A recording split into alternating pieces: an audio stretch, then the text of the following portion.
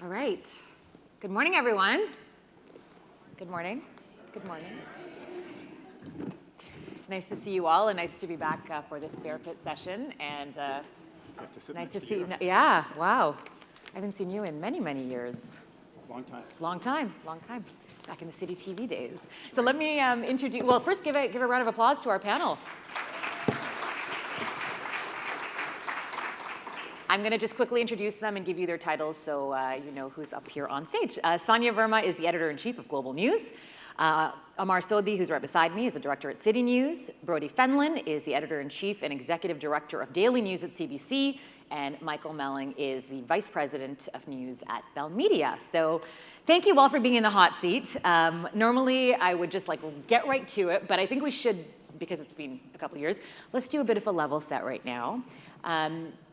Where are you after these 2 difficult years? Where are your newsrooms? I'll start with you, Amar.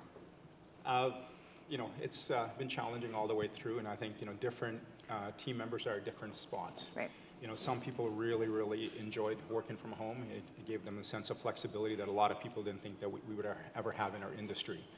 There's others that completely suffered. They really missed, that social setting, being around other journalists. And of course, there's been new journalists that have started that, had a really tough, when you start during a pandemic, you don't have the mentorship and the support of other journalists. So it's all over the place. There isn't one sort of, you can say, yeah, everybody's here. Mm-hmm. People are at different stages along the thing. But I think the one thing out of all this is that, the thing that I can look at a team and I'm more proud of than anything else is that they're all resilient. They're still showing up for work. They still get the job done. So through it all, they're coming through it. They're figuring it out. Yeah, that's a silver lining, I think, through all this, the resilience that we've all garnered through the past 2 years. Brodie. Well, same. Yesterday we had a little panel, a town hall on mental health and well-being in journalism and in our service.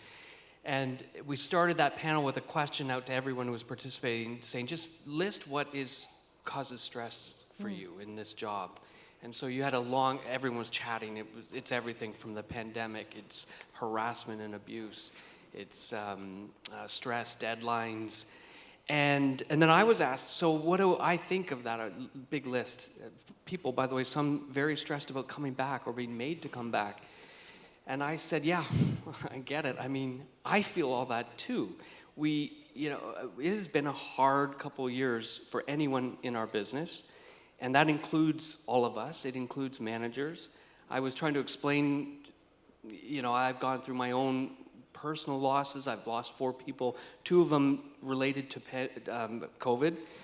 And then that challenge of carrying on despite personal loss and all the stress that comes with just being a human navigating this crazy time.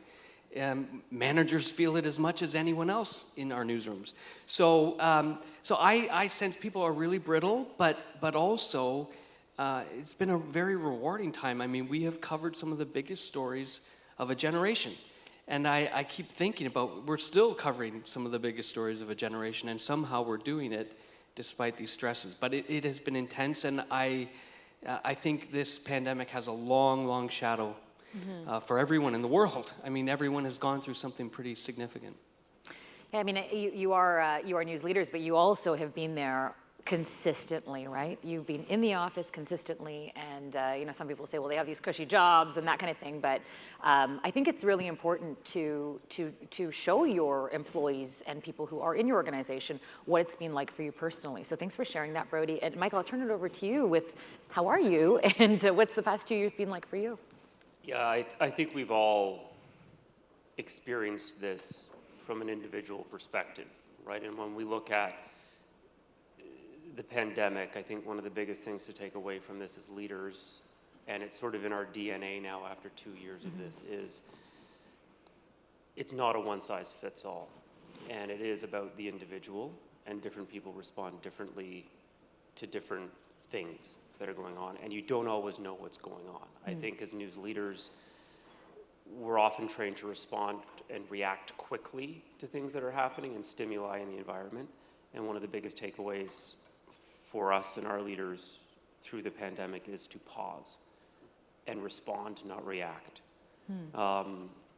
I think what we found through the pandemic was our team members were coming to us looking for answers naturally on a whole bunch of different things. When I look at the pandemic, other than the journalism, which was obviously one of the biggest stories we've ever covered, the challenge of covering it would be breaking down into three big areas. The operational side of it, where we were trying to figure out how to keep the car going. The health and safety side of it, in terms of having to keep our teams safe. And then the emotional side of it, how to support our teams through this. And I think folks have been coming to us looking for answers, as they always do, and we're sort of hardwired to give a quick answer. But I think what we learned through the pandemic is the right answer is to sometimes acknowledge you don't have the answer, and that's okay. Pause, get the right answer, and come back to someone in a timely manner. Has that been tough? I mean, as a leader, you're probably expected, or in your mind even, you probably expect yourself to say, I have all the answers. It is, and I think our teams demonstrated at first that they were looking for us to have the answers, but I think when we sort of candidly shared with them that we don't have the answers, right? You talk of some of the health and safety issues. I don't know whether this wipe is going to keep your car clean. I need to check with somebody who does, right? Or an emotional issue, helping people with mental health. We're journalists, some of us have business training. We're not 100% equipped to deal with all of that stuff, and we need to get guidance to help our teams through that. And I think for me, and I think for some of the leaders who I work with, that was the biggest takeaway, right? Don't be afraid to ask for help and get the skills and support you need to help the team. I think even on a personal level, I think it's so important to see leaders have that humility to say, I don't know either, and I'm so sorry, I'm going through the same thing. So, I think that is really helpful to people who are in the business. Sonia. Yeah, so I think a couple of things that some of the other panelists and yourself have touched on, but I think we learned sort of a tremendous amount, over these last couple of years. And two of the big things for me are the importance of flexibility and the importance of empathy. So, there was no playbook for this. There was no sort of plan that any of us could kind of follow.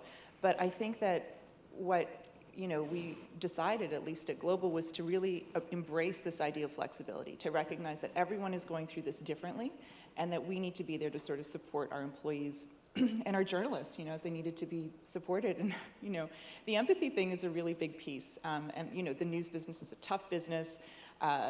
We're all supposed to be tough. We're all supposed to be brave and courageous. But like I'm telling you, I had 3 school-age children, for much of the, and there were moments where I was like literally doing my conference call, like lying on the floor staring at the ceiling, surrounded by dirty dishes and kids screaming and homework. And so, like I totally got it. And, I've done as a journalist, like some tough things in the past. Like I've, talked to the Taliban, but God, like homeschool, it's a different animal. It was really just a lot. So we're still coming out. I would prefer the Taliban, quite honestly. So we're still learning, and I think that it's not something where any of us still have the answers. I do think that we're emerging in a stronger place in some ways, and I think a more human place, right? We all have to recognize that we're people first, and that we have, lives outside of the newsroom, and that it's impossible to, I think, completely separate those things out over the last couple of years, and we need actually a new model, I think, of work and how we approach our profession. Absolutely. You reminded me of a homeschooling moment, where I was anchoring from the backyard. The kids were trying to get their homework done, and I was stirring butter chicken in commercial break, because it was like my husband had COVID. He was locked upstairs having the time of his life, watching Marvel movies, and I was stirring butter chicken, running from commercial break out in anyway, and the kids, mommy, mommy. So anyway, just a little bit of PTSD there. I have a little bit of anxiety right now, because I just realized I don't have my phone. So if somebody could give me a cue when we're wrapping up, that would be just terrific. Thank you. Okay. Let's talk about mental health, because people are leaving our industry or taking leaves. I just took one. Because of mental health. I mean, this is a real concern in our industry right now. Employees are demanding more in terms of work-life balance, and we know a lot more about trauma now than we did before. How are you all addressing that in terms of supports for your employees? Amar, I'll start with you. I think Sonia kind of nailed it earlier. We're leading with empathy. I think there isn't a one-size-fits solution for everybody, and I think each individual is reacting differently, and each person's unique circumstances are different, so you have to meet each individual at where they're at. And again, our company has great services available, and I think oftentimes those services aren't always well known to everybody. Mm-hmm. So we made it a point about saying, look, these services available, and also make it acceptable that it's okay to be vulnerable. It's okay to hurt. It's okay to take a break. Like, there is no stigma attached around it, because we've all said journalism is a tough business, and oftentimes we don't give ourselves that break that we need. So making it acceptable to take a break, it's okay. And the other part of it is that I think this is something that really ramped up during the pandemic, something that I think all leaders have to take on. You have to take care of your team. You have to make sure they were okay, because you weren't seeing them face to face. Everybody's working remote. Well, how do you know how somebody's doing? You're not sure. Not everybody would openly share how they're feeling. So all managers took on that extra responsibility on checking on their team, to having that built-in check-ins. And the other part of it was when the manager started burning out. So you're going to go, That's right. None of us are trained psychologists, but it felt like over the pandemic, all of us took on that extra role. But I think newsrooms as a whole are getting to a healthier place, which is good, because I think this is where we really should be, that, taking care of each as a whole person. Yeah, the thing that I noticed, I was off because there was a family health issue, but then it turned out to be, I was dealing with some mental health issues, and the care is expensive, it's hard to get, even the stuff that's covered is not completely covered, you have to have some sort of finance to help, and then I think a lot of journalists don't even recognize what they're going through. So what are you doing about that, Brodie? Well, what you just did there is a really big, important thing, which is to acknowledge what you went through. And so the first thing we're doing is the same thing. I mean, I wrote an editor's blog about mental health, and I rooted it in my own experience as a cub reporter and things I saw, and trying to make it safe to talk about this and create an opening for that.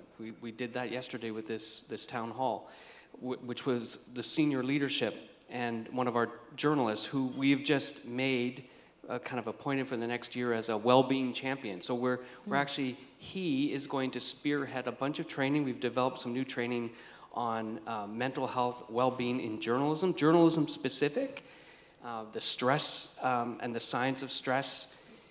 What we found was we have great supports actually in our employee assistance plan, although they're taxed by every organization that uses them. So psychological support is hard to get, huge waiting lists. We actually expanded it over the pandemic to include social work support to kind of cover off. Right. But on top of that, though, we know that there is something specific to journalism, and sometimes you need someone who gets this job offering you that support. So we've recently just engaged with a service in the UK that is specific to journalist-related counseling and support for people coming out of war zones, for example. We've used it most recently on the 2 mass shootings in the States, and we intend to expand that. So a lot of efforts around that. And then, of course, it's everything from telling our staff, get off social media, you don't need to be there for us, trying to manage the harassment and this flood of abuse that comes in through email out in the field. There's a lot going on that adds to all the regular stress that journalists have always had in their lives around deadlines and pressure, getting it right. Yeah, I know you make a good point about being in the field. I mean, I don't think it's fun anymore to go out on a shoot, to go out on a story. I mean, the harassment that you face, I know that Bell has Let's Talk Day, but I worked for Bell, I worked at CP24, and back then, I mean, the trauma and the horrible, that thing that people were saying to you in the field, we all thought that was just part of the job, right? We thought that just came with the job. But when you look back, I mean, it was awful, some of the things we went through. And it's even worse now for the journalists that are on the front lines, not to mention the ones who are international, seeing things that nobody should really see. So what are you doing at Bell, beyond Let's Talk? What are you doing for your employees inside? So I think there's 2 parts to it. One is the security side of it, the legal side of it. When an incident takes place, we obviously engage those folks on our teams to handle it through those channels. And they do their job, and there's different outcomes that happen. And frankly, I think sometimes the outcomes are satisfactory, sometimes they're not satisfactory. It's not a reflection on our teams, it's a reflection on the system.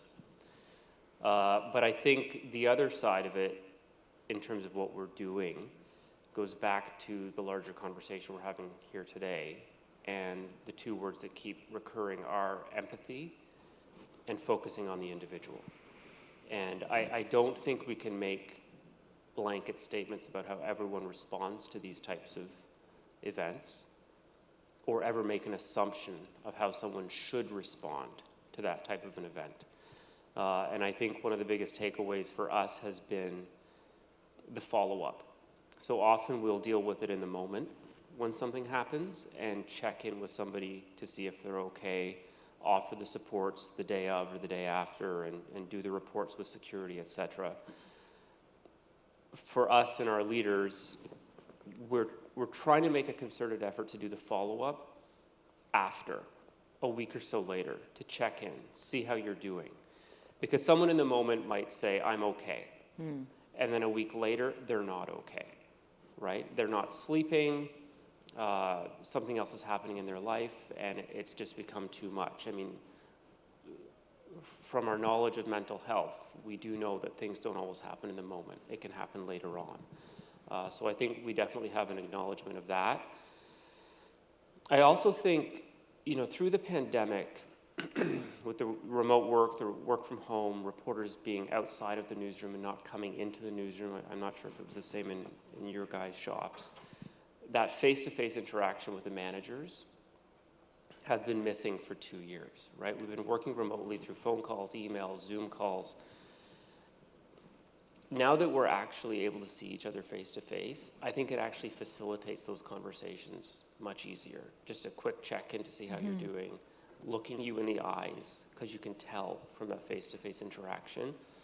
And I'm optimistic, now that we're on the other side of it and actually able to see each other face-to-face, navigating these situations will get a little bit easier.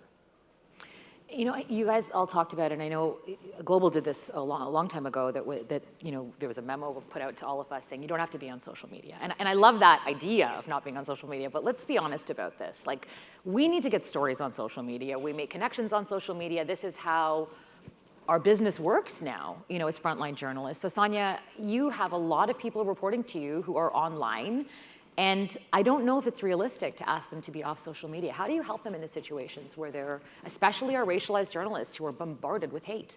Yeah, well, I would take a bit of an issue with that, right? I mean, I actually don't think that our journalists need to be on social media themselves, right? We need to get our content out. But one of the things very concretely that we've done is we've built up a social media team, that's really embedded in our editorial management structure to social out our stories for our journalists. So there isn't the pressure for them sort of personally to do that. I think with regards to mental health, something else very concretely that we've done is we lifted the cap, the insurance cap on mental health support, right? So that made an enormous difference for so many people. And frankly, I don't know anyone who isn't in therapy these days, right? So I think that, and it's all related, right? So to get back to the social media conversation, I think that it's a bigger thing that we have to tackle, I think, as an industry, because what social media is today isn't what it was when it first started. It really is, I think, a breeding ground for abuse and hate, and it's not, and disinformation, frankly. And I know Brodie and I have I think have a strong opinion about some of this stuff as well, but we do need to have, I think, more conversations with these platforms on how to on how to really regulate some of this stuff, or tackle it at the very least. Can I just add, what we told our staff was, we know you need to be on there. We know that it's a source of information and breaking news, and it's a main communication channel for a lot of politicians. So yeah, be there. But the engagement on that space is really low return. Like, don't stress responding, debating, defending your journalism. Not worth it. And by the way, I mean, we're talking a lot about Twitter, but by the way, a lot of Canadians are not on Twitter. And it really skews your sense of the national conversation if you think this is what people are fighting about and worried about. And that was my worry, is just that people were getting disconnected. What are people actually talking about around their dinner table? It ain't this stuff. Yeah, no, that's a very valid point. Trust in the media, on that note, has plummeted. I mean, we've seen, Darryl Bricker is going to bring you all details. He's the CEO of Ipsos when he speaks, but the organization has been doing this polling in terms of trust in media since 2017, for the past 5 years. And since the pandemic started, we have seen the biggest drop, a 14-point drop from 2019, and by the way, it was up. Trust was up from 2018 to 2019, and then that big drop, 2019 to now. And we know that trust in institutions obviously has gone down, across the board because of the pandemic or during the pandemic. But what are we doing to communicate to the public what news is? The difference between news, editorials, that we're not the United States. What are we doing to communicate that, Amar? Okay, so I think we have a lot of work to do here. I don't think we have been as transparent as we need to be, because I think the public is, as a whole, confused. Yeah. And again, I think you see what's going on with the January 6th, committee hearings and stuff. And then, anytime you have, somebody with the world's biggest platform and the biggest megaphone screaming constantly fake news, well, public is swayed by it. And, we're not immune to whatever happens down south. And I think pandemic really amplified all of that stuff. So, yeah, people they're confused. They're scared. And it's easy to blame the media right now. I think we need to do a better job of sort of distinguishing between, what's news and what's opinion. We have some work to do on our end, and I don't think we've done it as well as we should. Yeah, I mean, CBC gets a lot of that. Gets the brunt of it, maybe.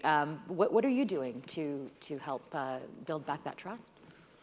Well, this is tough. I mean, I also wrote an editor's blog maybe a year ago about what is happening to public trust, because this is a trend line. And sometimes those questions, I'd be curious to hear, I'm interested in that panel, because sometimes the question is kind of broad. It's, do you trust the media? And then if you ask about individual brands, the results are different. So, but there's no doubt there is growing distrust in institutions, and we are seen as one of those big institutions. I think, you just really briefly, I'll point some fingers, but first look in the mirror.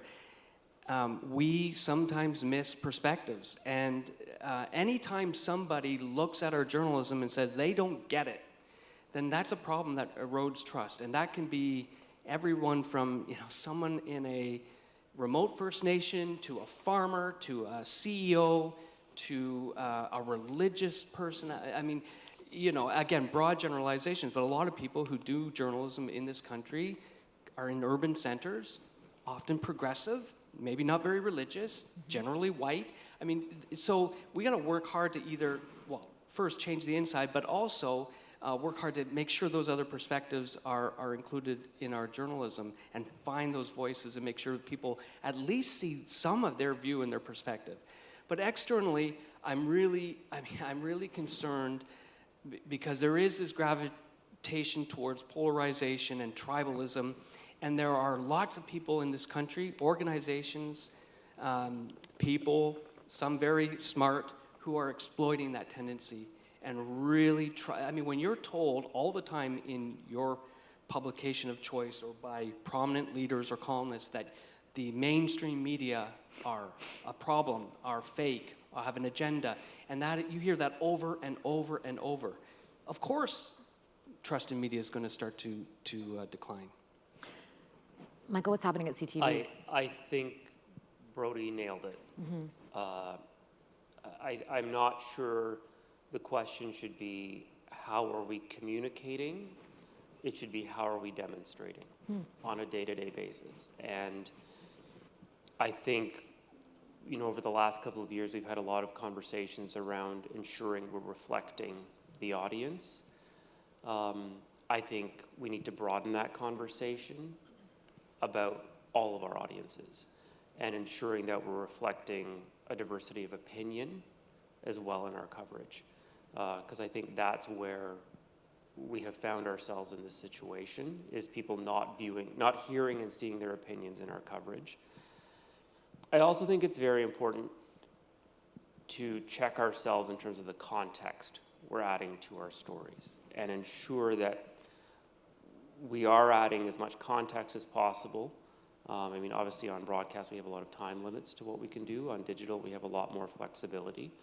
But context is really key. And I think sometimes when you talk to people, they feel the context is missing in some of the stories that we're telling. There's the, but what about this factor, right? And if they don't hear that, they're like, well, they're biased because they're not including that context in the story. You know, one of the most interesting things for me through the pandemic has been, the pandemic has really sparked this conversation, right? And the trust erosion has really accelerated through the pandemic. And I think there's a lot of questions there around why. And you'd be getting it from family and friends and people who aren't in the industry about, why aren't you asking this question? Mm-hmm. Why aren't you asking this? And this is happening and this is happening and you're not covering it. And you'd sit there and go, do you watch the news? Because we have asked that question. We have covered that.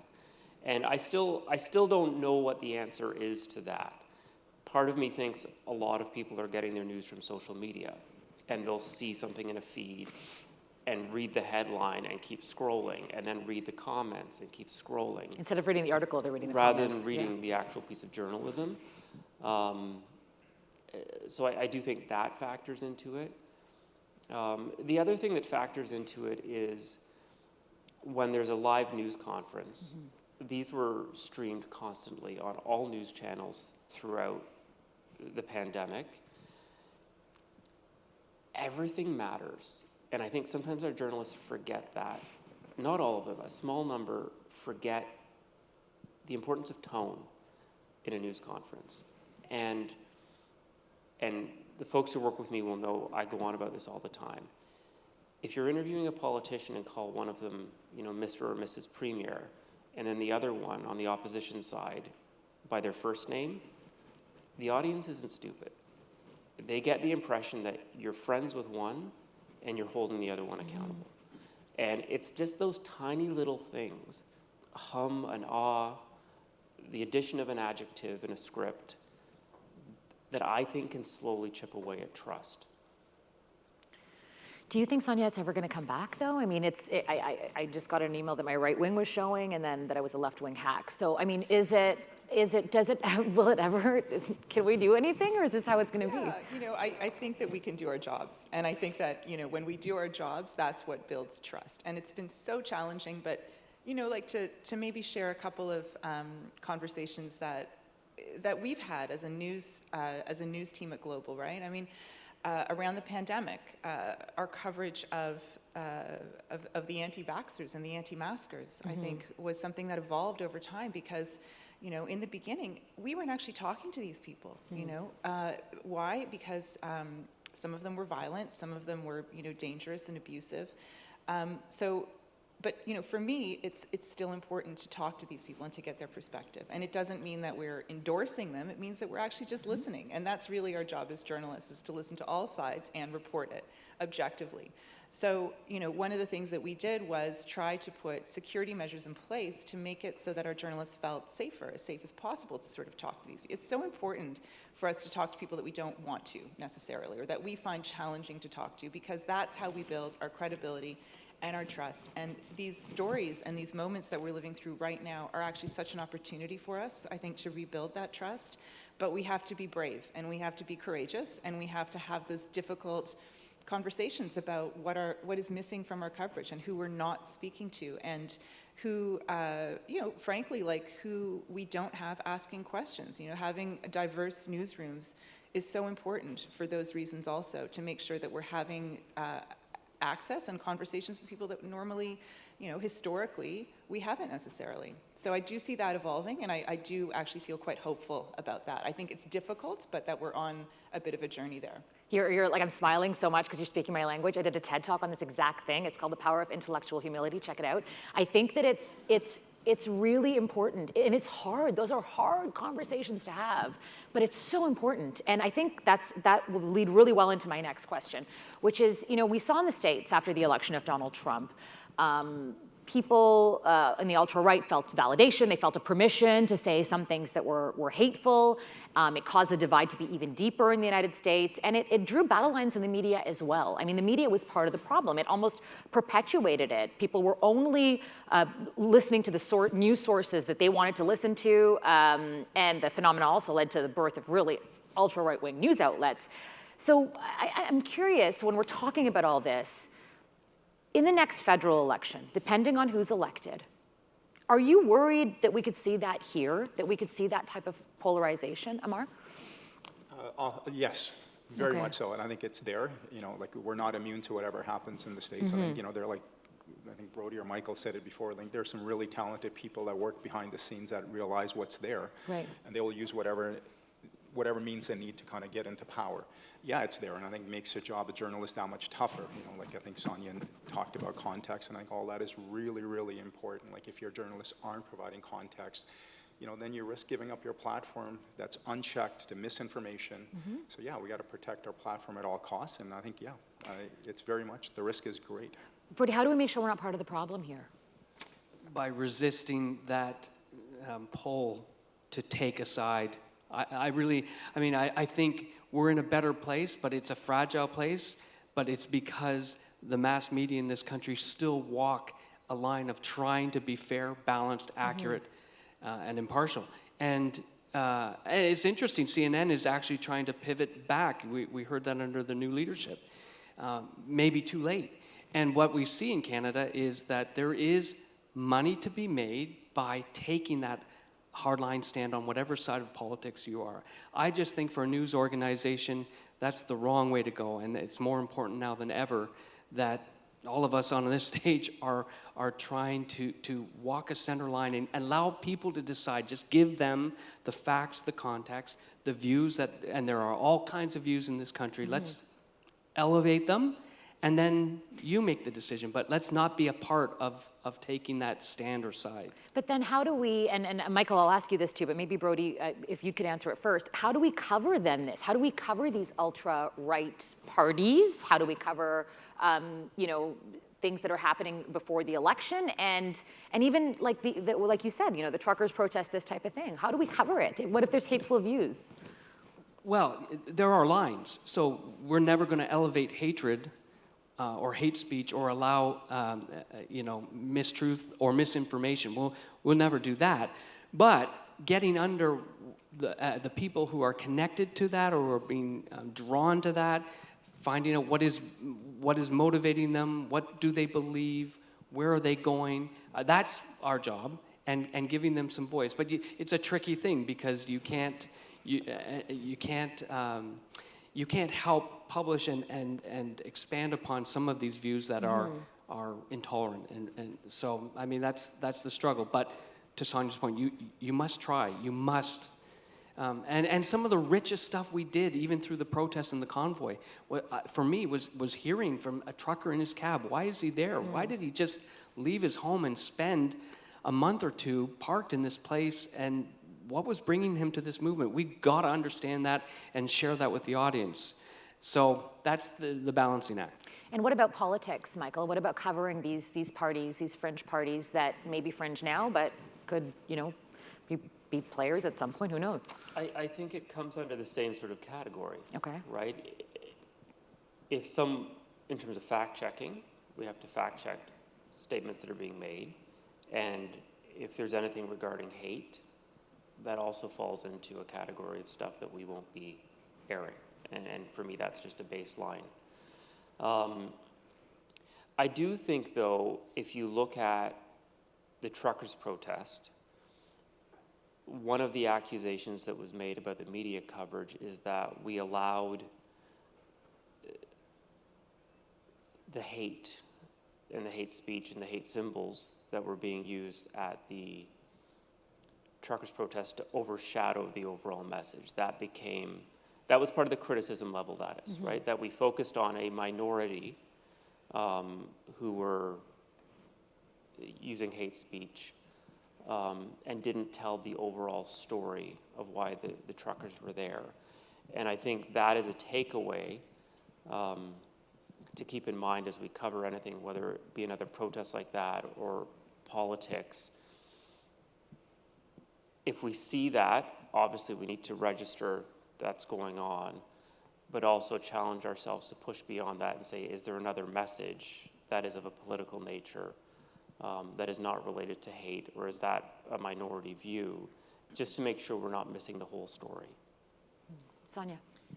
Yeah, so a couple of things. I think that, I mean, one of the amazing things about being a journalist is we get to ask questions and we have access to leaders, you know, and I think that this country in general is a bit naive about what's happening politically, and I think that we're, you know, in Canada sometimes, you know, we look at the States and think, oh, that's different, that's them, that's not here, but, you know, that's not true in my opinion.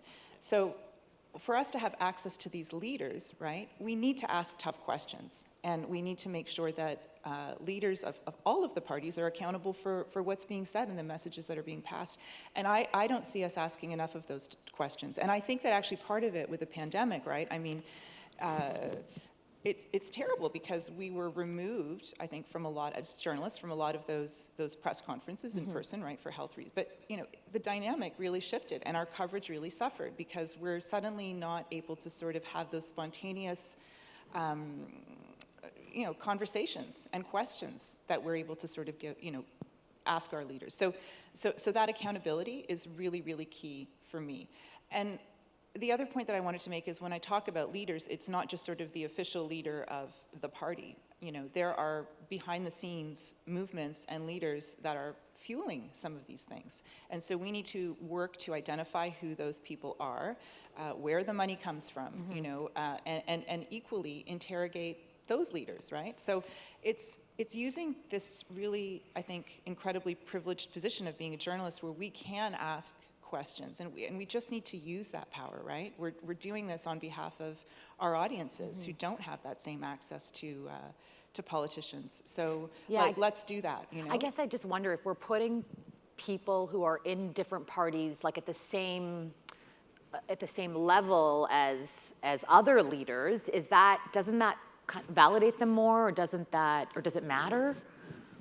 I mean, I think that we should be asking tough questions of everyone. You know, I was really astonished at some of the you know, Trudeau's press conferences, right, where he would sort of come out and frankly, he wasn't being asked a lot of questions. And it's not about presenting what he's saying or being stenographers, right? That's not what we do. We're not sort of there to just present the message. We're there to interrogate it and to challenge it and to ask about, you know, the reasons why.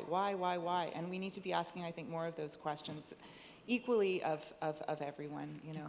All right. Now I'm going to ask you guys a tough question. We, you know, I've moderated, as Fiona said, I've moderated this panel for 3 years, and the first 2 years, a big part of the questions were related to diversity and inclusion. And now we have you, Amar, and you, Sonia, here, who are new to this panel. But in reality, the 4 heads of the network, I mean, your boss and your boss, Sonia, they're also white men. So we still have 4 white men running all of the networks in this country. So what are we really doing about diversity? We know change starts at the top. And you know, I'm going to start with you on this, Michael, because Wendy Freeman last year promised real change. Is that happening? Is real change still happening if we still have the same type of structure at the top? I would say yes. I think if you look at our senior team in news at Bell Media, it's now 60% female, 40% BIPOC. So those conversations are taking place at the top table in the news division. But I think we also recognize that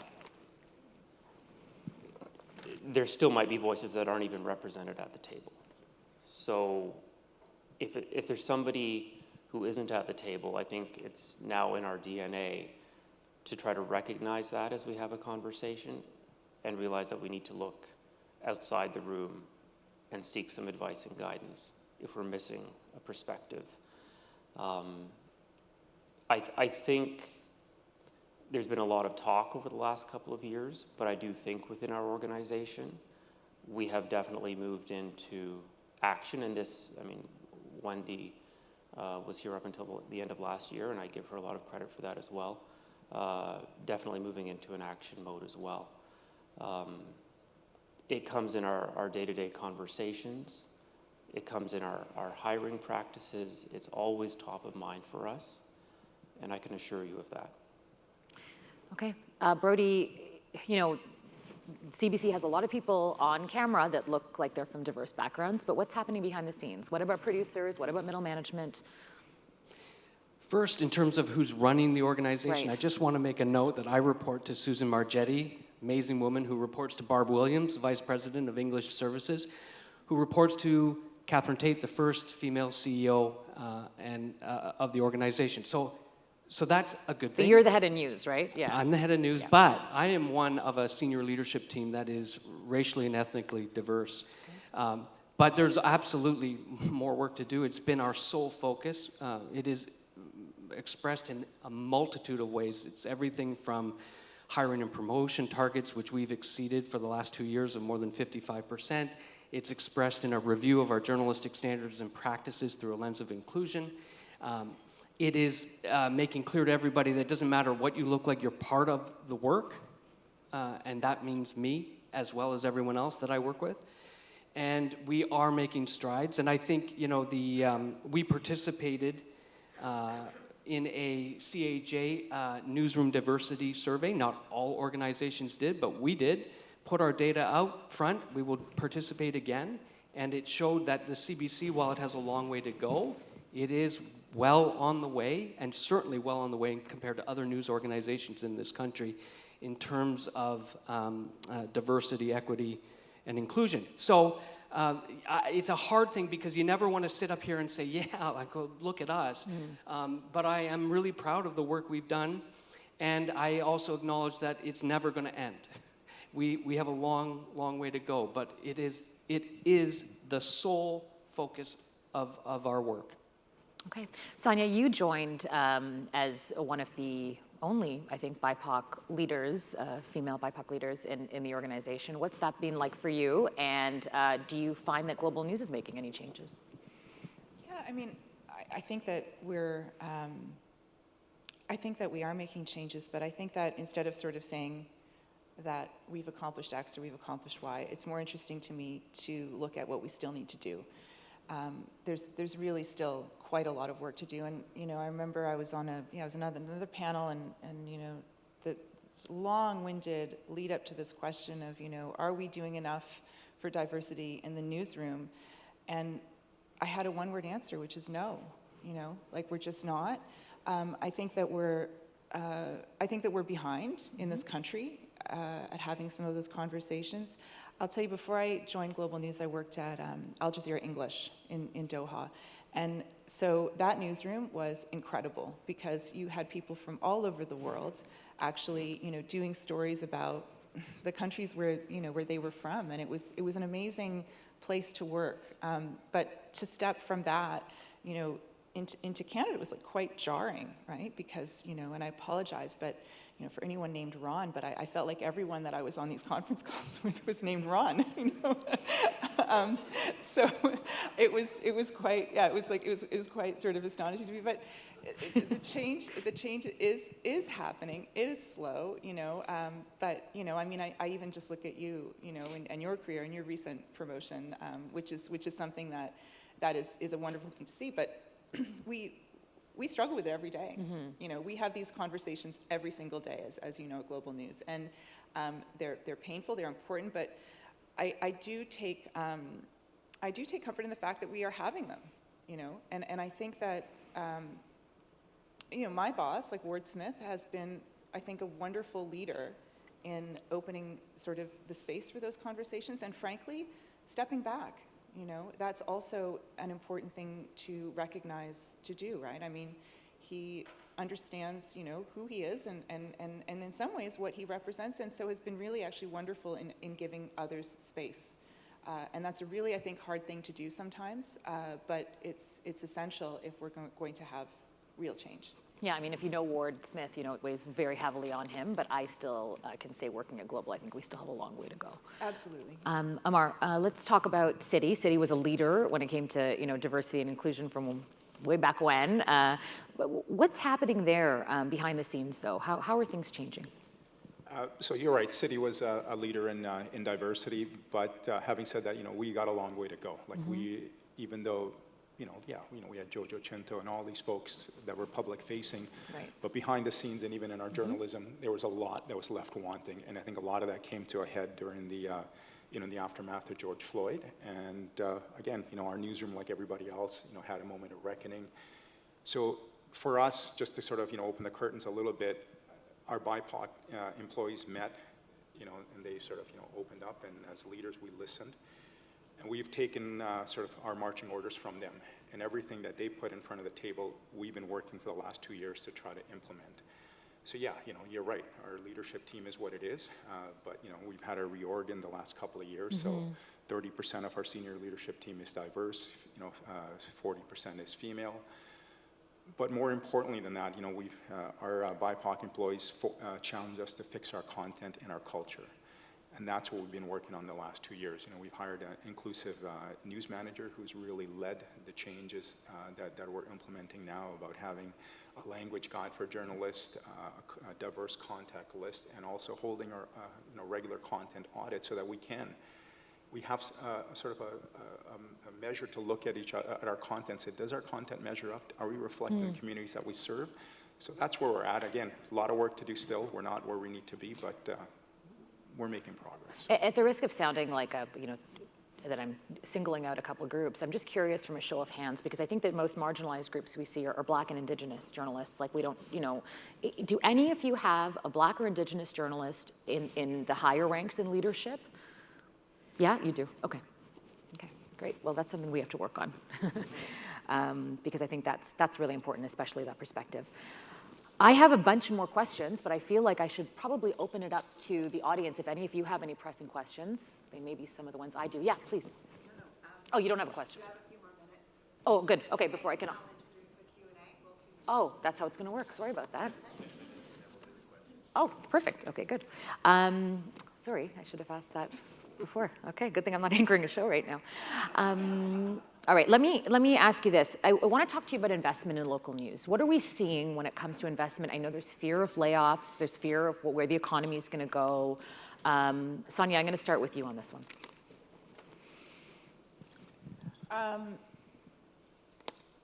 Sorry, my daughter just won student council president. Oh, yeah! That's amazing. Oh, I'm so happy to hear that. The vote was just today, so.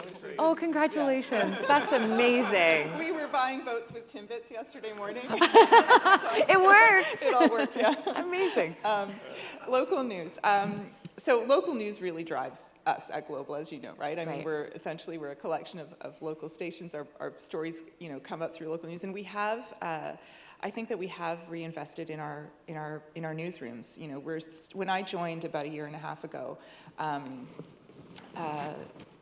it was wonderful because we were hiring and expanding, and I think we're still doing that. I think we're still trying to leverage some of the strength in our local newsrooms. So, yeah, I mean, I know that the whole industry feels sometimes like it's under siege, but I can say that at least from where I'm sitting, you know, we're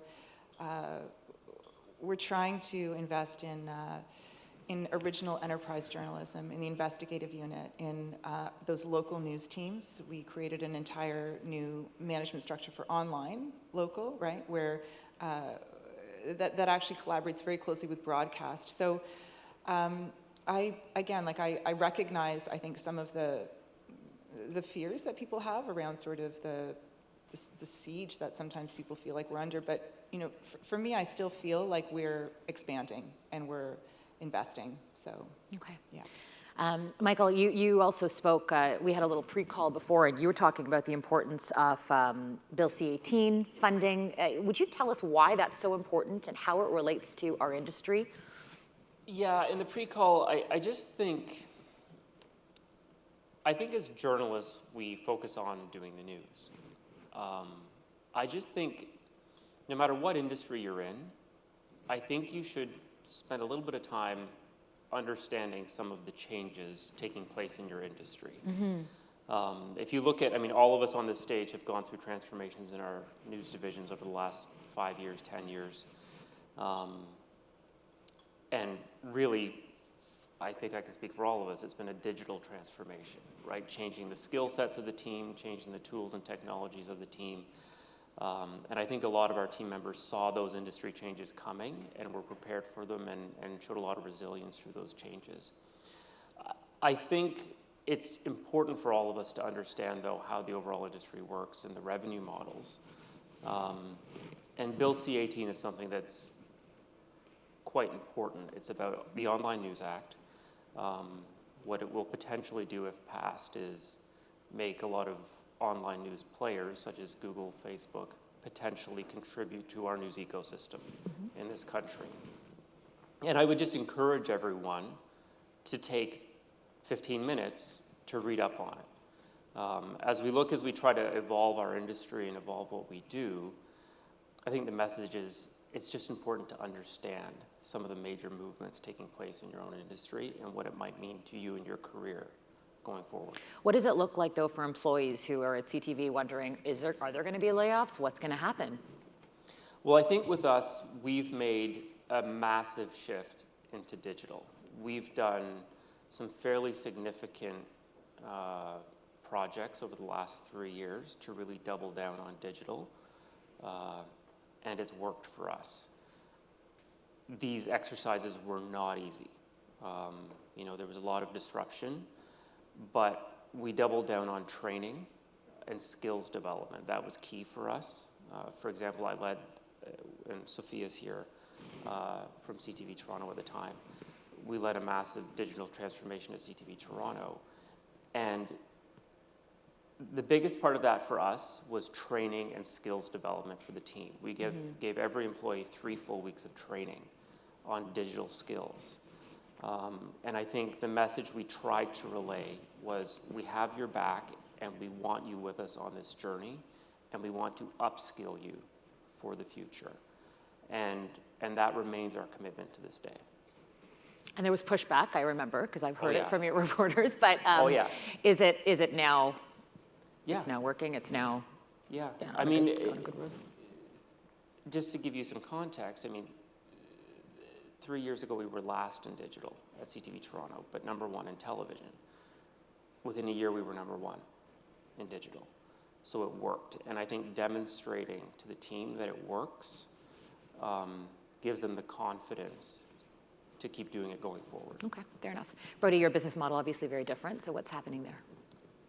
I want to answer the local Okay, question. great. Because we like to say local is the lens into CBC for sure. And we just announced, and a plug, please, there are 14 new local positions for journalists across the country, the North, the West, Southern Ontario, underserved markets. So please apply.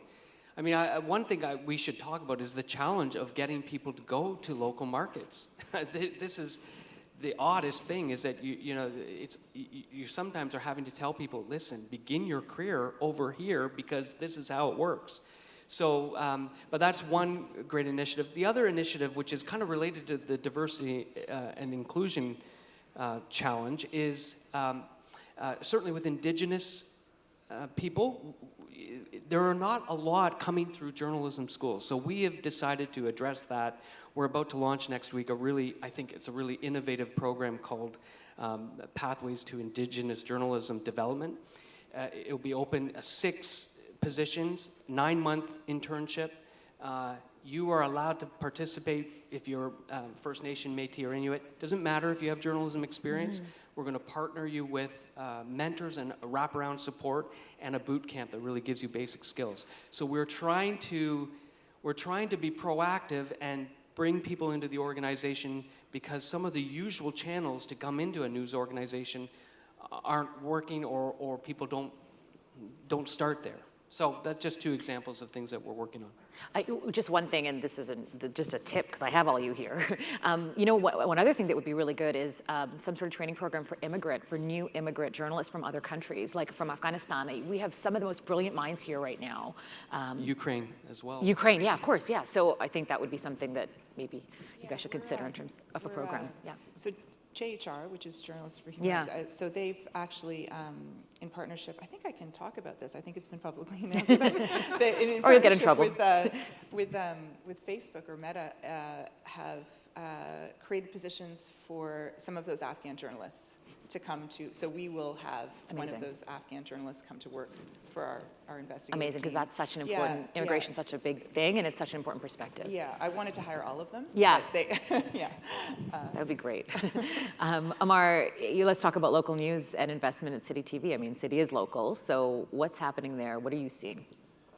So, we're undergoing, a huge sort of transformation in our newsrooms. Dave's org has changed. He's had radio and TV all brought in. So the markets where we have radio and TV, those markets are, sort of learning and figuring out new workflows and how to work together. And the other part of it is that, we really have to embrace innovation and really look at new way of doing things. And so, anything we can do to sort of get more boots on the ground, to have more original stories, so we can invest in that as opposed to, really taking a hard look at the traditional way of doing things. Does that work anymore? Mm-hmm. I know we have questions, we have the box, but one more question, if that's okay, because I think it's really important for all of us. What is going to happen in the future? Are we talking hybrid? Do you see people coming back to the office? Are we going to have the busy newsrooms where we're all yelling at each other? Like, what's going to happen? That energy is really missing, but a lot of people don't want it. So, Sonia, what are we doing at Global? Yeah, so it's that flexibility piece, right? And so I think it's going to be a mix. I think that, and I was talking to some of our editors yesterday about this, because people are at a point where they miss this, right? Like they miss seeing each other and being together. And so the question I asked them is to sort of figure out what it is that is missing, that people are missing from the office. And we have to start to think of the office as something that isn't bricks and mortar in some ways, right? People are missing camaraderie. People are missing that kind of energy that's generated from the face-to-face. Totally. And so how can we create that without maybe, outside of maybe the traditional newsroom of what we all remember, of what we all sort of grew up in? I don't think that we're ever going to go back to the way things were. I think that, it's going to, but we need to actually embrace that. We need to recognize it. We need to understand that people aren't, necessarily, they don't want to come back to the office. For some of them, it was miserable for them, quite frankly, right? And so it's about, I think, reimagining how to create those spaces and those conversations and that energy in a new way. And I certainly don't have the answers, but we need to come up with those solutions together in a way where people feel, energized and excited about the work that they're doing after a really tough slog these last couple of years. Yeah, that's kind of in a way sad to hear, because there is nothing like that busy newsroom, that energy, that buzz that you get when you're in there. But you're right, for some people, and that's for me maybe, but for some people maybe that didn't work. Michael, what do you see happening at CTV? Our experience is actually different. Our newsrooms are busy again. They're buzzing again. Folks are coming back in, and it's great. And those conversations are happening, and it's just nice to be in the room with people around you. And it's been funny, we changed some of our health and safety guidelines a couple of weeks ago, where you don't have to wear a mask and you can stand around people, and it just felt odd, but it felt amazing, right? To actually be able to sit in a room and have a meeting face to face and talk about stuff. But what about the people who don't want to go back? What about if some of your employees don't feel comfortable going back or like this hybrid model? That's a very small number for us. Oh, really? Okay. Yeah, we have a couple. We actually, did an exercise, a check-in late last week in terms of what that looks like for us, and it's actually a very small number. We do have certain positions where people are able to do more of a hybrid situation. A handful of people who we set out from the beginning to be remote based on the specifics of what they do for us. But in terms of folks who we've asked to come in 3 to 5 days a week, right, resistance, it's actually a handful of people. Brodie. 2 quick stories. Great. Both happened this week. One, I saw a guy that used to be on my team, and I haven't seen him for 2.5 years, and I had a, hey, how are you? And then I had forgotten that he worked for us, and I had forgotten his name, and I was having this moment, and I thought, the worst. no, but holy smokes, think about that writ large for an organization, that disconnect with people. For me, it was like, that's an issue. The second was, yesterday, our social media team came back for the first time to just get reacquainted with the newsroom, and they're outside my office. And they were hugging each other, they took selfies, and then I heard laughter. And that was the first time I've heard laughter in 2.5 years in the newsroom. And I thought, wow, that we have been living in silence. A lot of us doing our jobs in silence, and some of us suffering in silence. I am a big believer that most of us are social animals. We need each other, and that component of being together as a team, in terms of creativity, in terms of getting a better job. You know, as leaders, you have to see, we do have some people who are not happy about coming back. Their life is better, they've been able to recalibrate work-life balance, get it. But as a leader, you also have to see the whole organism. And what I see are the downsides of how we've been working, which is a generation of new employees coming in who have no mentorship or training or that on-the-job experience, learning that you get when you're sitting beside other more experienced journalists. I see a difficulty in communicating with people. It is hard for people to feel plugged in and connected because you have to work so hard to tell people what's going on. And then there are a number of people who've been working this whole pandemic in the building, and they carried quite a heavy load because it's not easy doing that. And there are questions of fairness and equity. And so it's really complicated, but I see a lot of good, and we're going to be as flexible as possible. But daily news is a team sport. That's the way it goes. And as you pointed out before to me on the call, the newsrooms run on gossip, and we haven't been able to do that. Gossip? So. What do you do without gossip? I know. The City TV newsroom, when I was there, ran on gossip. So let's turn it over to you. I don't know what it's like now, but what's going to happen at City? So gossip still happens. Okay. It may not happen in person, but trust me, people are It's on still chats, gossiping. on That's Teams right. chats, yeah. Yeah, it's there. No, the thing for us is that what we ask all of our managers to do is lead with empathy and be as flexible as possible. I think people are at different sort of points on the spectrum. Some people desperately want to come back. They miss the human connection. But there are others, that during the pandemic that had childcare issues and stuff. They're saying, look, I just need 2 hours just to pick my kids up from school. So fine, do whatever you have to do as long as the job gets done. At the end of the day, job number one is sort of producing the best content we can for our customers. After that, I think we need to be a little bit more flexible. And again, I'm not sure we're coming back to the full model. Full model. Interesting. Because I'm not sure we can. And I think we also talk about, we can't attract journalists to our profession. Well, there are hard deadlines in our business that we can't get around. But I think everything else we do have to look at, because if we don't, then we're a part of the problem as well. It's so interesting you say that, because when we talk about the new generation, they're going to demand more flexibility, more work-life balance. Yeah, but I find actually it's more middle-aged workers who have space and a home and connection to family who are maybe having the most trouble. In fact, I see a lot of young people are like, please get me out of my 500 square foot apartment. Oh, really? I need to get back into a newsroom, and I miss the social connection. So I'm not sure it's an interesting dynamic. Yeah, no, that's interesting. Okay, I've taken up a lot of time, so I will turn it over to questions. Questions? Anybody have questions? Yes. There's one right back there. How this will work. Hi, everyone. First of all, thank you, Google, for providing the Google Catch box. And how this is going to work is let me know if you have a question. I'll throw you the box, and then the next person will be able to take it from there. Okay, so I think we're starting over there. Hi. Oh my gosh, this actually is a mic. I thought it was just for show. So the question I have is related to the mass resignations we've seen. Like, I personally know a lot of people in newsrooms, and there's been a high degree of turnover. Can you hold the mic closer? Sorry, maybe it's just me, but I'm having a my hard time gosh, my broadcasting days have been a bit distant since I went to publishing.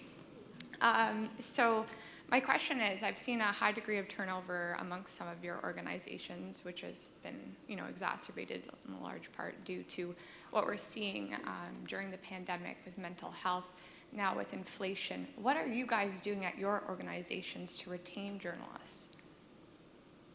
What was the last Yeah, sorry. We still can hear Oh my you. gosh. What are you doing at your organizations to retain journalists? To retain journalists. What are you doing at your Yes. organization, Sturgeon? Yeah. Who wants to take this one? I can pick. I mean, it doesn't matter to me. All right, Michael, go ahead. Hot seat. I think, well, I'll repeat it again. It really does come down to the individual and figuring out the why and what we can do about it. So if someone's coming to us and thinking about leaving, it's about a conversation around why are they leaving. Okay. Is it like I don't think there's a blanket answer to the Yeah. whole thing, right? If someone has another offer from another company outside the industry that's going to pay them $100,000 a year more, that's a difficult conversation to try to resolve. If someone has a work-life balance issue that we can fit within the organization that won't disrupt the overall team, that's a conversation we can have, right? It really comes down to also, I'm finding it's coming down to development and growth opportunities, and sometimes conversations around, you know what, for the last 2.5 years I've been doing the exact same job. I thought I would have had some change by now.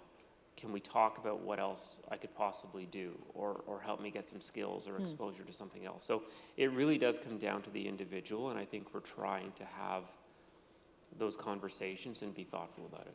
Okay. And anyone else want to add anything or go to another question? Yeah, I just, I was trying to recall this, this number that I'd read, and it was a Bank of Canada survey just recently that showed that 19% of Canadians plan to quit their job in the next 12 months. And that's not specific to our industry, but that's a huge number, and that's what I think we're all facing. And it might even be higher, frankly, in this industry, given some of the stresses and some of the mental health conversation that we were talking to. But I think to echo what you were just talking about, it's so important that people feel that they have a path to growth and that they know that, we're investing, we're not just sort of hiring you, we're investing in you. And we want to invest in your career, and this is not just a job, right? And so it's having a path for growth. It's doing exciting things. I've got a great journalist in Ottawa, Amanda Connolly, right? And she did terrific work for us around the sexual misconduct in the military story. And I had a conversation with her, and I said, what do you want to do? And she's like, I'd love to cover the Jubilee. And I'm like, go, cover the Jubilee, So it's kind of, for me, part of leadership is removing barriers and removing obstacles and creating paths. And I really see that as having some of those conversations to understand what it is people actually want out of their career and to help them achieve that. It's really sort of sometimes as simple as that. That's awesome. That's great.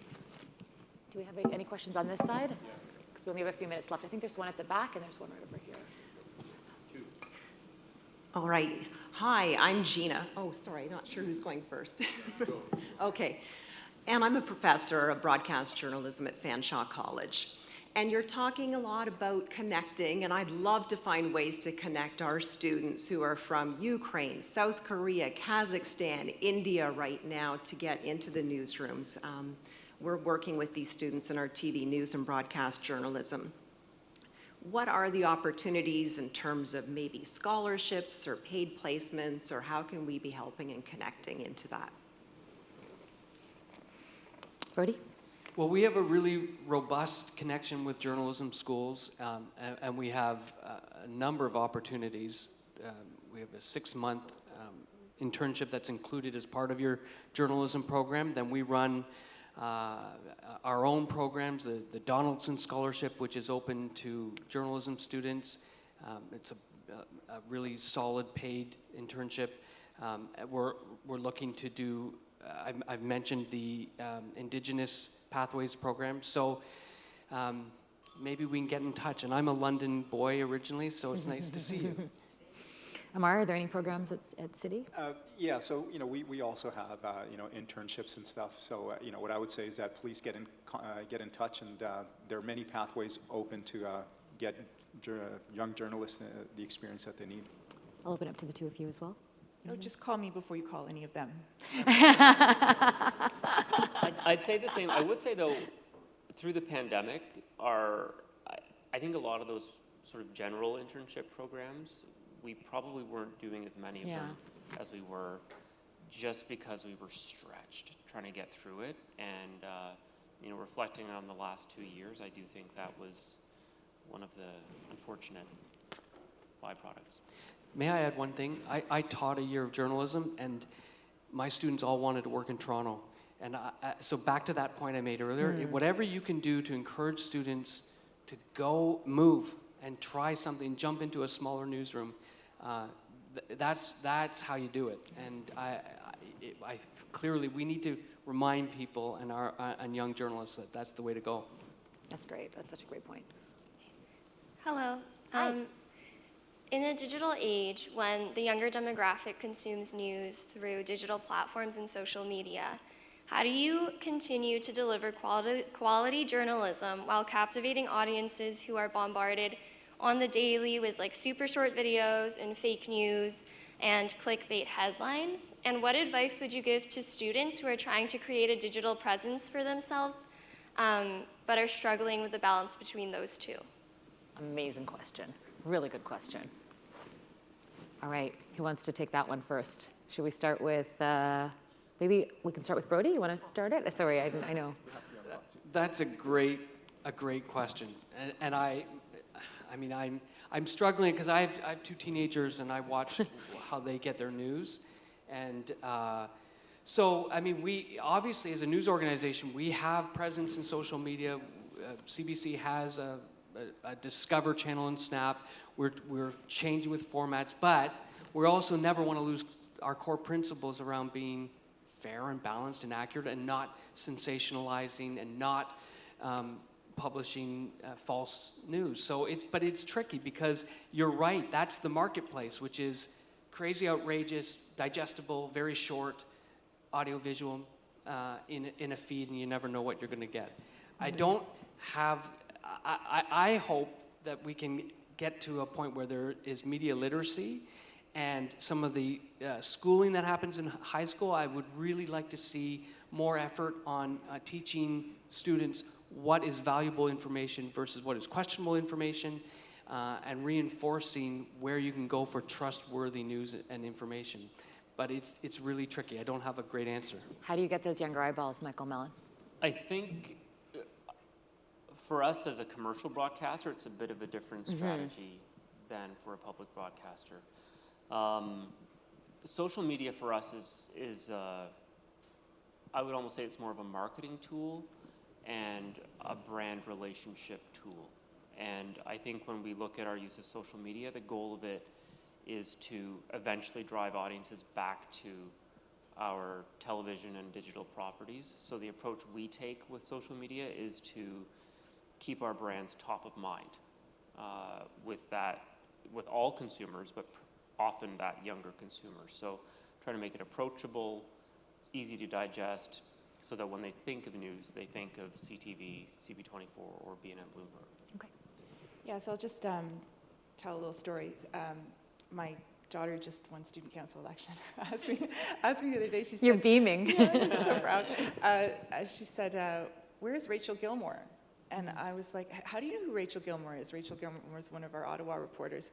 And she's like, because she's not on, I'm following her on TikTok and she's not on TikTok. And I was like, well, she's in Tunisia, so she's not on TikTok right now. And so Rachel, in the last federal election, came to us and said, I want to, launch Global News TikTok.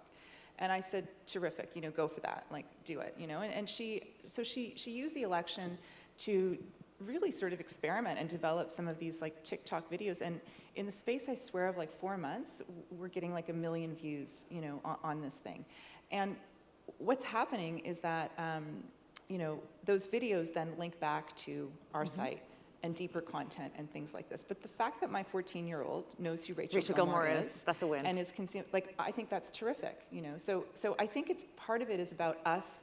To answer your question, it's about us innovating also, right? And creating some of those spaces for people like you to, to engage, right? With some of the sort of, I suppose, like traditional journalism in new ways. So, I would even flip the question back and ask you that same question, right? How do you imagine doing that? Or what are your ideas in terms of how to create a digital space? And I think that for that generation, right, we need to we need to be listening to them, actually more than them listening to us. Okay, no, I think that's, we have one last question. We only have about a minute left. Two more questions. How flexible is this time here? Are we okay? Okay, go ahead, sir. Yeah, I heard a lot of you talk about mental health, and that's great, and certainly Bell Media's approach and over the last 10 years has gotten people talking about that, reduce the stigma around mental health, around that. But I'm just wondering what you're doing to reduce the stigma in your own organizations around substance use disorder and addiction that comes with the intersection with substance use disorders and addictions. I really like this question. Michael, he's talking about Bell Let's Talk. So is there anything you are doing in that space? It falls under the same strategy as our overall mental health approach. And it also recognizes that our leaders are trained in terms of identifying when something might seem a bit different and being able to have conversations with people to sort of open up a conversation, a safe conversation. But the approach of that conversation is to encourage team members to get help through the resources that we have and know that we've got their back in getting help. But at the end of the day, for the newsroom leader, they personally are not equipped to deliver the help. Probably no surprise in that answer. I just feel that I think the stigma, though, is different, right, when it comes to substance abuse. And go ahead, did you want to? Substance use, it's in the new CP style book. I'm just, sorry. I'm substance use. Substance use, sorry. Abuse. Sorry. I guess I wonder around the stigma, because stigma is one of the biggest barriers to recovery, how you break that stigma down, because it is, during the pandemic, there's a lot more use, there's a lot more alcohol, there's a lot more people dying alone of opioid poisoning, that sort of thing. So that's what I was kind of getting at. No, I think that's a really good point. Substance use. Thank you for the correction. Go ahead. I have two things to say. One, I would I mentioned Dave Seglins, who's a CBC journalist, and he worked independent of CBC. He worked with an academic, former journalist at Carleton named Matthew Pearson. They just produced a report based on a survey of journalists across the country. And substance use, alcohol use, really, really high. There's some really compelling numbers in there. So again, it's like the whole issue of mental health and well-being. It's talking about it. The other thing I want to note, it's interesting that you've heard all of these questions today. We have not talked about story. What are the stories we're covering? And that is because this is what our lives have been like for the last 2 years. It is, it's just an interesting, for me, a reflection. I hope as we take these are really important issues, and we have people that have a lot of needs. It's been a lot of internal focus, managing through everything from inclusion and equity to mental health and well-being. And yet, we're covering big stories. We're watching the world order be reorganized as we speak. So I'm looking forward to a time where we can also look out again and just, it's hard when you're in this kind of space to always be mindful. We got an audience to serve and stories to tell. That's been another big challenge. I know for me, it's been a big challenge to even keep an eye on the news. Some days I find out what is the news at the very end of the day because I've been immersed in all of this stuff, which I don't think that's a great place to be as a leader of news. Do either, if you want to add to stigma and substance use? No, I mean, listen, I think, I don't know that I have anything new to say, but I do recognize that people are going through all sorts of things, and that's definitely something that is, I think also maybe especially relevant in this industry, right? I mean, I've, even pre-pandemic, I've lost colleagues, right, to some of that in the past, and it's a real thing. So we do probably have to be talking about that more specifically. Thanks for the question. Yeah, thank you for that question. We have one more. Yep. Okay, just before we hand over to the last question, I just want to thank Google. Thank you for your questions, and thank Google, because without their sponsorship, we wouldn't have these fancy dancy mics. Over to John. Thanks, Joanne. I just wanted to ask for people who are watching the stream at home, from newsrooms or home, or sitting here watching you all talk, after everything that's happened last year, for people who might want to aspire to run the big news organizations in this country, I wanted to ask you, are any of you still having fun at work? And if so, a great question. how? Hands up if you're having fun. Yeah, I have fun. I laugh. Ish. I love this business, and I love the people that I work with, and I do. Alex Henderson is here in the audience, and a few other colleagues, but we do laugh every day, one way or the other, and so yeah, I think it's I think it's still fun, and if it wasn't, then I'm not really sure why anyone would really still be doing it. It's challenging, but I think that we still have these moments of The city's still fun? It has to be. Seriously, like if this is a reason all of us are in here, this is a passion play for us and our teams. If we're not having fun, then the serious question is, well, why are we doing this? And I think Brodie, like Brodie said, these are some heavy stories we're covering. Our teams are suffering from mental health. And if we can't be there for each other, if we can't bond together as teams, bonding looks different in the pandemic, but you still have to find a way to bond. You still have to find a way to rally around each other and celebrate whatever wins you get. It is so critical, because it's not easy being a journalist, but we are doing important work and we are making a difference. Sometimes we lose sight of that, and I think it's important that we continue to celebrate that and each other. These have been the two hardest years of my professional life, but also the most rewarding. And so there's a lot of good that comes with the pain and the challenge. I love my job, and I also love management. I mean, people, you talk to journalists like, oh my God, I'll never be a manager. But there's a whole generation that's about to retire in our industry, and we need good managers. And it's its own craft and skill. So I hope if people have any inclination of leading, that they really think about it, because it can be really meaningful work, but there's no doubt it can be really hard too. I agree with everything these guys just said.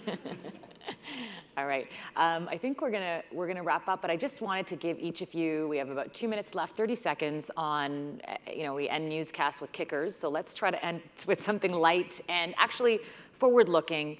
What are each of you excited about? What excites you about the future and about news in the future? Sonia, I'll start with you. So one of the things that I have really made time for in the last little while, and this is really deliberate, is interviewing some of those for some of those entry-level positions, social media coordinators, local, cub reporters. And I feel when I meet some of these people who apply for jobs with us, I'm blown away. We have an amazing generation, I think, of young journalists who are coming up and who are asking really interesting questions, and who come from all sorts of different backgrounds. And I think to some of the earlier conversation around recruitment, to just like really being open to opening up our newsrooms a little bit, and having conversations with people who come from backgrounds, that are maybe non-J school backgrounds, just from anywhere. So that really makes me excited, and I love hiring. I love hiring people who are excited about getting into the business, and then creating, those opportunities for them to develop. So it's that next generation that really, I think, gives me hope and makes me get up in the morning, really. That's great. Michael. I'd say it's growing and repositioning the business for the future. And that can be very tough on a lot of days, but it's actually really exciting and satisfying to work with a team of great people and map out what our future looks like. And there's a lot of stormy weather in the industry, but every industry goes through that. And we're not unique in that. We sometimes think we are, but we're not. And just sort of, taking the initiative and carving out the future, working with great people, and making sure they have the skills they need to succeed going forward. I'm really jazzed by the dissolution of these silos of radio, TV, and digital. These words don't mean anything anymore. and that unlocks all kinds of opportunity. I'm thrilled that video and audio has a great future in the so-called digital spaces. It means our newsrooms, everyone who works in them has a path to the future. So, and it's terrifying because everything's been upended as well.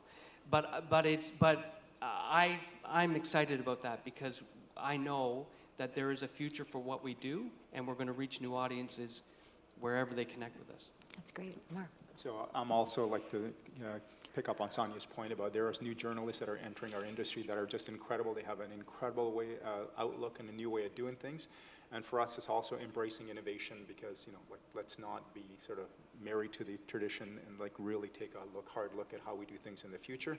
And some of the new people coming on board on our teams, they're redefining how we cover news and what news is. That's great. Well, thank you all. Thank you for being in the hot seat and taking some of my more difficult questions. And the future looks bright, and I'm thankful for your leadership at all levels and for having this conversation with us. So thank you. Thank you. Thank you.